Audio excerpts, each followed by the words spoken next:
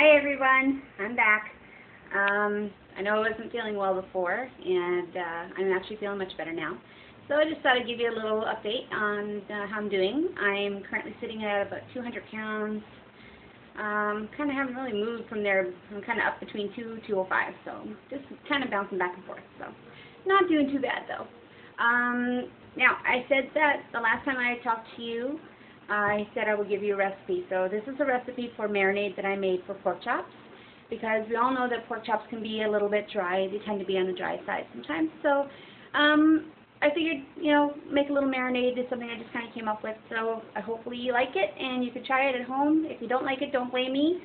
It's at your user's discretion. Okay? So try it at your own risk. My tastes are not the same as yours, so if you want to try it, it's up to you. But this is a marinade that I made for myself, and it actually came out pretty good. So I'm going to get to it and show you what I did. So bear with me. Okay, so these are the ingredients that I used. I started off with some chicken broth, chicken stock, Campbell's, which is actually pretty good. If you don't have beef, then you can use the chicken because it's pretty mild, so it's not too bad.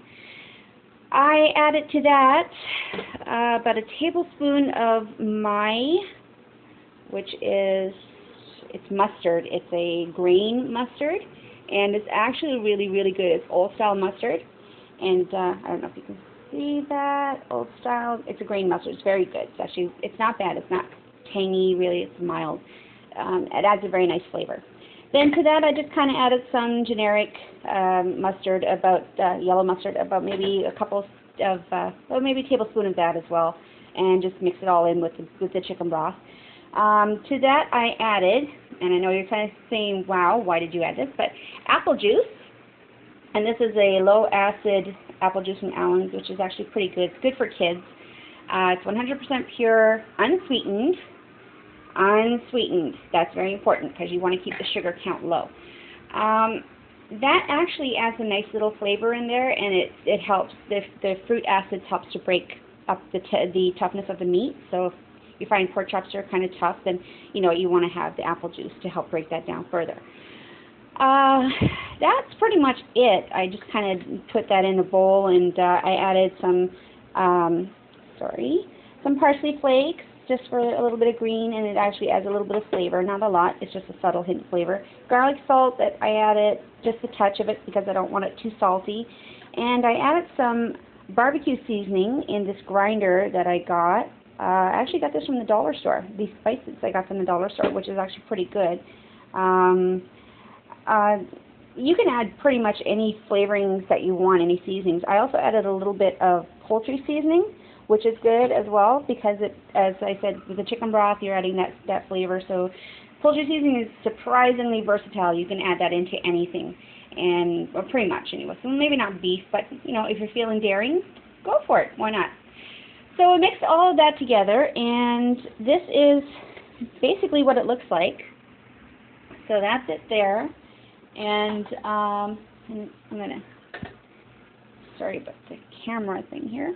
But this is my pork chop, and you want to tenderize the pork chop, and use a fork and tenderize it really well before you put it in on both sides. You got to make sure that you poke it really, really well on both sides, because that will break up some of the fibers in the meat as well, and will allow the tenderizer, or the meat marinade, to go through it a little better, and it allows it to absorb within the fibers of the meat, so that helps it to make it a little more tender as well. That's pretty much it. You let that sit in the fridge covered for about maybe 2 to 4 hours, or overnight if you prefer overnight, because overnight would actually give you a much more tender, much more flavorful pork chop, because we all know pork chops can be very dry. And my method of cooking it is to cook it in the frying pan, because if you fry pork chops, you use very minimal butter, and the butter that I use is the non-hydrogenated butter. It's just a generic brand butter, no name. And you can just use that, just a little bit of that. Don't use oil, because oil just tends to make things very oily, and meat will absorb oil greatly. And butter kind of lends that nice little flavor to it.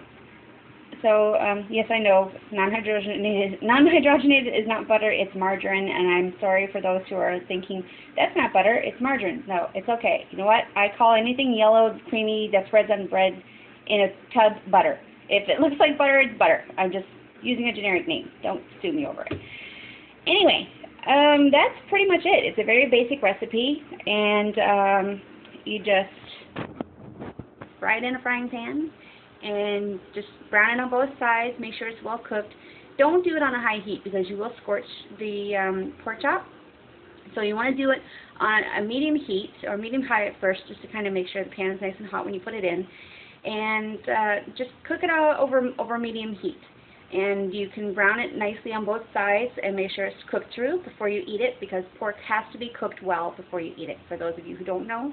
And there are a lot of people who don't realize that. You can bake it if you like, but make sure that you cover that when you bake it with the marinade, because pork chops need to have a sauce when they bake, because baking dries out meat. So you always have to have meat basted when you're cooking it. That's why turkeys get dry unless you baste them really well beforehand and then baste them throughout the cooking process. If you don't, you're going to have dry turkey. So that's my pork chop recipe, and hopefully you enjoy that. And if you have any comments, let me know. Please feel free, and I will see you all later. Happy eating. Bye.